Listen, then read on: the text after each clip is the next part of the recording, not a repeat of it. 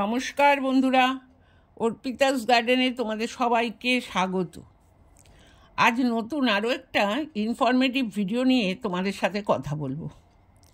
দেখো, আমরা আমাদের গাছের দ্রুত বৃদ্ধির জন্যই হোক বা গাছ থেকে অনেক বেশি ফুল ফল পাওয়ার জন্যই হোক, আমরা কিন্তু প্রতিনিয়ত গাছে রাসায়নিক সার ব্যবহার করে থাকি।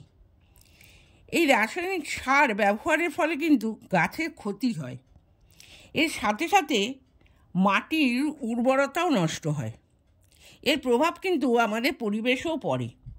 সর্বোপরি আমরা এই রাসায়নিক সার সমৃদ্ধ ফল বা শাকসবজি যখন খাই, আমাদের শরীরেও কিন্তু তার একটা প্রভাব পড়ে। সেই জন্য আমরা সবাই যদি জৈব সার গাছে ব্যবহার করি, তাহলে কিন্তু আমাদের গাছগুলো যেমন ভালো থাকবে, তার সাথে সাথে আমাদের পরিবেশ এবং আমরা নিজেরাও কিন্তু অনেক ভালো থাকব। দেখো, আমাদের চারপাশে কিন্তু অনেক এমন জিনিস আছে যেগুলো আমরা ফেলে দিই, কিন্তু সেই ফেলে দেওয়া জিনিসগুলো থেকে আমরা কিন্তু খুব সহজেই আমাদের গাছের প্রয়োজনীয় পুষ্টিমৌল সমৃদ্ধ সার তৈরি করে নিতে পারি। আজ আমি ঠিক সেরকমই তোমাদের সাথে রান্নাঘরে ফেলে দেওয়া জিনিস দিয়ে 6টা সার তৈরির কথা বলবো, এবং সেই সারগুলো আমরা কিভাবে কখন ব্যবহার করব সেটাও তোমাদের বলবো। দেখো, প্রথমেই যে সারটার কথা বলবো সেটা হলো ভাতের ফ্যান। দেখো, এই ভাতের ফ্যান বা মাড় আমরা কিন্তু সবসময় ফেলে দিয়ে থাকি, কিন্তু এই ভাতের মাড় বা ফ্যানে বিভিন্ন পুষ্টিমৌল থাকে। যেমন ফ্যানে থাকে magnesium, calcium, zinc, manganese, iron এবং পটাশিয়ামের মতো খনিজ মৌল। সেই জন্য এই ভাতের ফ্যান বা মাড় আমরা যদি ফেলে না দিয়ে আমাদের গাছে সঠিকভাবে ব্যবহার করতে পারি, তাহলে কিন্তু গাছ এই ফ্যান থেকে তার প্রয়োজনীয় পুষ্টিমৌলটা সংগ্রহ করতে পারবে। এই ফ্যান কিন্তু আমরা সরাসরি গাছে ব্যবহার করব না। 1 ভাগ ফ্যানের সাথে আমরা 10 ভাগ জল মিশিয়ে নেব। এইভাবে জল মিশিয়ে যে সারটা তৈরি হলো, এটা আমরা সকালের দিকে আমাদের যে কোনো গাছে কিন্তু ব্যবহার করতে পারি। এবার এই সার যখন আমরা ব্যবহার করব, তখন কিন্তু আমাদের গাছের মাটি এইভাবে একটু খুশে নিতে হবে। শুধু এই সার বলে না, আমরা যে কোনো সারই যখন গাছে দিই, তখন কিন্তু গাছের যে টবের মাটি সেটা আমরা খুশে নিই।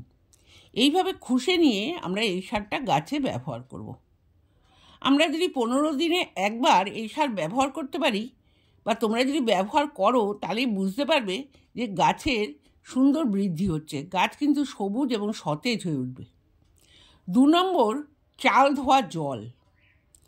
এই চাল ধোয়া জলেও কিন্তু বিভিন্ন পুষ্টিমৌল থাকে, যেমন ম্যাঙ্গানিজ, ম্যাগনেসিয়াম, আয়রন, জিঙ্ক এবং পটাশিয়ামের মতো খনিজ মৌল। এই চাল ধোয়া জল না ফেলে এই চাল ধোয়া জলও কিন্তু আমরা আমাদের গাছে ব্যবহার করতে পারি। এই চাল ধোয়া জলে কিন্তু অতিরিক্ত জল মেশাবার প্রয়োজন নেই, কারণ আমরা চালটা কিন্তু অনেকবার ধরে ধুই। সেই সম্পূর্ণ চালটা ধোয়ার পর যে জলটা থাকবে, সেটাই কিন্তু আমরা সকালে বা বিকেলে আমাদের যে কোনো গাছে কিন্তু আমরা ব্যবহার করতে পারি। গাছ কিন্তু খুব সহজেই এই চাল ধোয়ার জলে থাকা যে পুষ্টিমৌলগুলো, সেগুলো গাছ সংগ্রহ করতে পারবে। দেখো, 3 নম্বর, ডিমের খোসা। এই ডিমের খোসার মধ্যে আমরা সবথেকে বেশি ক্যালসিয়াম পাই। এই ক্যালসিয়াম গাছ খুব ভালোভাবে ডিমের খোসা থেকে কিন্তু সংগ্রহ করতে পারে।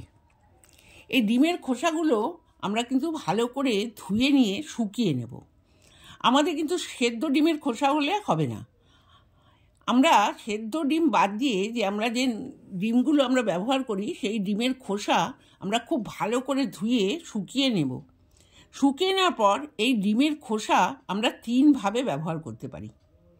ডিমের খোসার মধ্যে বেশিরভাগ হচ্ছে ক্যালসিয়াম থাকে। ক্যালসিয়ামের সাথে সাথে খুব অল্প পরিমাণে ফসফরাসও থাকে। তাকে এইভাবে ডিমের খোসাগুলোকে আমরা হাত দিয়ে গুঁড়ো করে নেওয়ার পর আমরা যখন মাটি তৈরি করি, সেই মাটির সাথে যদি এই ডিমের খোসাগুলো ভালো করে মিশিয়ে নিতে পারি, তাহলে কিন্তু আমাদের টবের ড্রেনেজ সিস্টেমটা খুব ভালো থাকবে, আমাদের গাছে কখনোই জল জমবে না। দ্বিতীয়ত, আমরা এই ডিমের খোসাগুলোকে আমাদের মিক্সিতে এইভাবে গুঁড়ো করে নিতে পারি। এইভাবে গুঁড়ো করে আমরা টবের মাটিতে কিন্তু ব্যবহার করতে পারি। তাহলে কিন্তু গাছ এই ডিমের খোসা থেকে ধীরে ধীরে ক্যালসিয়াম সংগ্রহ করবে। তৃতীয়ত, আমরা কিন্তু এই ডিমের খোসা থেকে তরল জৈব সার তৈরি করতে পারি। দেখো, এই তরল জৈব সার তৈরি করার জন্য আমি এরকম পাত্রের মধ্যে বেশ কিছুটা জল নিয়েছি। এই জলের মধ্যে এই যে ডিমের খোসাগুলো হাত দিয়ে ভেঙে এইভাবে জলের মধ্যে দিয়ে দেব। দেখো, এখানে আমি দিয়ে দিলাম সম্পূর্ণ ডিমের খোসাগুলো। এবার এইভাবে ডিমের খোসাগুলো দিয়ে দেওয়ার পর 2 থেকে 3 দিন আমরা এই ডিমের খোসার সমেত জলটাকে ঢেকে ছায়াযুক্ত জায়গায় একটা রেখে দেব। দেখো, ঠিক 3 দিন পর জলের কালারটা এইভাবে চেঞ্জ হয়ে যাবে, অর্থাৎ ডিমের খোসায় থাকা যে পুষ্টিমৌলগুলো বা নিউট্রিয়েন্টগুলো সেগুলো কিন্তু সম্পূর্ণ জলের সাথে মিশে গেছে। এবার এর সাথে আমরা সমপরিমাণ বলতে আরও 1 ভাগ জল আমরা এর সাথে মিশিয়ে নেব। এবার এটা কিন্তু আমরা গাছে ব্যবহার করব। আমরা কিন্তু এই মিশ্রণটা ছাঁকবো না, অর্থাৎ ডিমের খোসাগুলো আমাদের টবের মধ্যে থাকবে। ধীরে ধীরে গাছ তার থেকে নিউট্রিয়েন্ট সংগ্রহ করবে। দেখো, 4 নম্বর হচ্ছে কলার খোসা। এই কলার খোসায় প্রচুর পরিমাণে পটাশিয়াম থাকে, যা আমাদের গাছে ফুল ফল আনতে সাহায্য করে, অথবা ফুল ফল ঝরে যাওয়া রোধ করে এবং ফুল ফলের আকারও কিন্তু বৃদ্ধি করে। এই কলার খোসা ব্যবহার করার জন্য আমরা প্রথমেই কিন্তু এই কলার খোসাগুলোকে এইভাবে ছোট ছোট টুকরো করে নেব। এইভাবে টুকরো করে নেওয়ার পর আমরা এই কলার খোসাগুলোকে কিন্তু 3 ভাবে ব্যবহার করতে পারি। দেখো, এখানে আমি কিছু কলার খোসা এইভাবে শুকিয়ে নিয়েছি। এইভাবে শুকিয়ে নেওয়ার পর আমরা কিন্তু আমাদের টবে এই খোসাগুলো ব্যবহার করব। আমাদের একটু মাটিটা খুশে নিয়ে এই শুকনো খোসাগুলো দিয়ে আমরা যদি মাটি দিয়ে জল দিই, তাহলে কিন্তু ধীরে ধীরে এই কলার খোসা থেকে পটাশিয়াম গাছ সংগ্রহ করবে। দ্বিতীয়ত, এই শুকনো কলার খোসাগুলো আমরা এইভাবে মিক্সিতে গুঁড়ো করে বা এরকম ডাস্ট করে নিতে পারি। এই ডাস্টও আমরা আমাদের টবে ব্যবহার করলে গাছ কিন্তু এর থেকে পটাশিয়াম সংগ্রহ করতে পারবে। তৃতীয়ত, আমরা এই কলার খোসাকে তরল সার হিসেবেও ব্যবহার করতে পারি। দেখো, এই তরল সার তৈরি করার জন্য আমি এরকম একটা পাত্রের মধ্যে বেশ কিছু কলার খোসা নিয়ে নিলাম। আমি এখানে অল্প করে করছি, তোমরা বেশি করে করতে পারবে। দেখো, এবার আমি এই কলার খোসাগুলোকে আমরা এখানে 2 থেকে 3 দিন এইভাবে একটা ঢাকনা দিয়ে ছায়াযুক্ত জায়গায় ভিজিয়ে রেখে দেব। 3 দিন পর দেখো, জলের কালারটা কিন্তু সম্পূর্ণ চেঞ্জ হয়ে গেছে, অর্থাৎ কলার খোসায় থাকা নিউট্রিয়েন্টগুলো কিন্তু সম্পূর্ণই জলের সাথে মিশে গেছে। এখন এরকম একটি বড় পাত্রে আমরা সম্পূর্ণ এই কলার খোসার জলটা নিয়ে নেব। এর সাথে আমরা আরও 1 ভাগ জল মেশাবো। দেখো, এখানে আমি নিয়ে নিচ্ছি আরও 1 ভাগ জল। দেখো, এই 1 ভাগ জল আমরা এর সাথে মিশিয়ে দেব। এখন কিন্তু আমরা এই যে মিশ্রণটা, এইটা কিন্তু না ছেঁকেই আমরা আমাদের গাছে ব্যবহার করতে পারবো। এটা আমরা সকালে বা বিকেলে সবসময় ব্যবহার করতে পারবো। দেখো, 5 নম্বর হচ্ছে পেঁয়াজের খোসা। এই পেঁয়াজের খোসাতেও কিন্তু আছে পটাশিয়াম, ম্যাগনেসিয়াম, আয়রন, ক্যালসিয়াম, সালফারের মতো মৌল উপাদান। এই পেঁয়াজের খোসা আমরা ফেলে না দিয়ে এটাকে আমরা 2 ভাবে সার হিসেবে কিন্তু গাছে ব্যবহার করতে পারি। দেখো, প্রথমে আমরা তরল সার তৈরি করার জন্য আমরা এইভাবে কোনো একটি পাত্রে এইভাবে পেঁয়াজের খোসা সম্পূর্ণ নিয়ে আমরা কিন্তু জল দিয়ে 2 দিনের জন্য ভিজিয়ে রাখবো।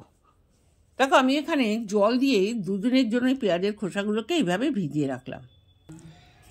এইভাবে ভিজিয়ে রাখার পর 2 দিন পরে দেখো, এই পেঁয়াজের খোসার যে জলটা, সেই জলের কালারটাও কিন্তু চেঞ্জ হয়ে গেছে। এবার পেঁয়াজের খোসার যে জলটা, এটা কিন্তু আমরা ছেঁকে নেব। এইভাবে ছেঁকে নেওয়ার পর যে পেঁয়াজের খোসাগুলো পড়ে রইল, এই পেঁয়াজের খোসাগুলো কিন্তু আমরা ফেলে দেব না, এগুলো আমরা কম্পোস্ট তৈরি করার কাজে ব্যবহার করব। আর আমাদের যে তরল সারটা তৈরি হলো, এই তরল সারটাতেও আমরা কিন্তু আরও 1 ভাগ জল এর সাথে মেশাবো। দেখো, এইভাবে জল আমি মিশিয়ে নিলাম। এবার এই জলটা আমরা যেমন টবের গাছের গোড়ায় ব্যবহার করতে পারবো, তেমন কিন্তু গাছের পাতাতেও আমরা স্প্রে করতে পারবো। 6 নম্বর হলো চা পাতা। দেখো, আমাদের ফেলে দেওয়া, অর্থাৎ আমরা চা করার পর যে আমরা চা পাতাটা ফেলে দিই, সেই চা পাতাটা খুব ভালো করে ধুয়ে নিয়ে আমরা যদি রোদে শুকিয়ে নিই, তাহলে কিন্তু এই চা পাতাটা আমরা গাছে ব্যবহার করতে পারবো। চা পাতায় প্রচুর পরিমাণে নাইট্রোজেন থাকে এবং তার সাথে সাথে কিছুটা ফসফরাস এবং পটাশিয়ামও থাকে। এই চা পাতাটা আমরা দুভাবে কিন্তু ব্যবহার করতে পারি। আমরা মাটির সাথে মিশিয়ে দিলে কিন্তু এই চা পাতাটা যখন মাটি তৈরির সময়, তখন কিন্তু আমাদের মাটিটা ময়েস্ট থাকবে। দ্বিতীয়ত, আমরা তরল সার হিসেবেও কিন্তু এই চা পাতাকে ব্যবহার করতে পারি। দেখো, এইভাবে একটা পাত্রে চা পাতাগুলো নিয়ে আমরা এইভাবে জল দিয়ে আমরা 1 দিনের জন্য ভিজিয়ে রাখবো। দেখো, এখানে আমি চা পাতা নিয়ে এইভাবে 1 দিনের জন্য এখানে ভিজিয়ে রেখেছি। এইভাবে ভিজিয়ে রাখার পর 1 দিন পর আমরা যখন দেখব, দেখো এর কালারটা কিন্তু সম্পূর্ণ চেঞ্জ হয়ে গেছে, অর্থাৎ চা পাতায় থাকা নিউট্রিয়েন্ট এই জলের সাথে খুব ভালোভাবে মিশে গেছে। এখন আমরা এরকম একটা বড় পাত্রে এটা কিন্তু ছাঁকবো না আমরা, কেননা চা পাতাগুলো আমাদের টবে ধীরে ধীরে কাজ করবে।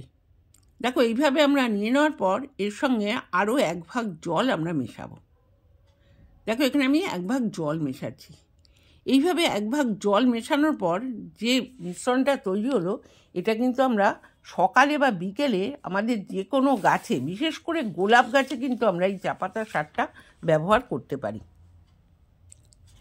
দেখো, এইভাবে যদি আমরা গাছে জৈব সার ব্যবহার করি, তবে কিন্তু আমাদের গাছের সাথে সাথে আমাদের পরিবেশ এবং আমরা সবাই কিন্তু ভালো থাকব। আমরা সবাই চেষ্টা করব গাছে রাসায়নিক সারের পরিবর্তে জৈব সার ব্যবহার করতে। আমার ভিডিওটা আজকে এই পর্যন্তই। আমার ভিডিওটা কেমন লাগলো কমেন্ট করে জানিও। ভালো লাগলে লাইক এবং শেয়ার করো। আমার চ্যানেলে তুমি যদি নতুন হয়ে থাকো, তাহলে অবশ্যই চ্যানেলটা সাবস্ক্রাইব করে পাশে থেকো। তোমরা সবাই ভালো থেকো, সুস্থ থেকো।